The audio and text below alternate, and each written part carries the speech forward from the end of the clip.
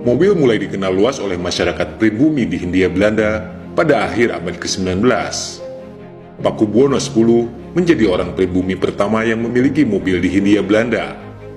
Susuhunan Keraton Surakarta itu mendatangkan mobil bermerek Benz Victoria pada 1894. Benz sendiri merupakan produsen mobil pertama di dunia yang mulai aktif sejak tahun 1885 di Mannheim, Jerman. Memasuki dekade kedua abad ke-20, produsen-produsen mobil raksasa, terutama pabrikan asal Amerika dan Eropa, berlomba-lomba memasarkan produk unggulannya ke belahan bumi Asia, termasuk ke Hindia Belanda. Pabrikan mobil raksasa seperti Benz, Daimler, Fiat, Ford, dan Chevrolet sukses menembus pasar nasional. Mereka bersaing berebut konsumen di tengah masyarakat Hindia Belanda, terutama di kalangan orang-orang berduit, baik Eropa maupun pribumi. Perkembangan pasar jual beli mobil semakin menggeliat setelah hadirnya perusahaan-perusahaan yang bergerak dalam jasa importir mobil. Salah satu yang terkenal adalah RS Stokvis dan Zonen.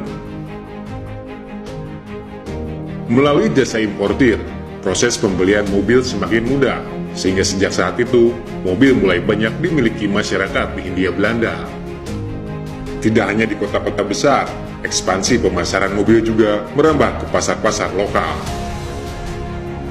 Mulai pertengahan tahun 1920-an, Tasikmalaya merupakan salah satu daerah yang menjadi pangsa pasar potensial bagi penjualan mobil di Priangan. Pabrikan mobil raksasa asal Amerika Serikat seperti Chevrolet dan Ford tampil di urutan terdepan mendominasi geliat pasar penjualan mobil di Tasikmalaya. Bersamaan dengan itu, perintis usaha jasa importir mobil mulai berkembang di Tasikmalaya. Di antaranya yang cukup terkenal pada saat itu adalah firma Rose and Meiwe Nord dan Chan Wanju.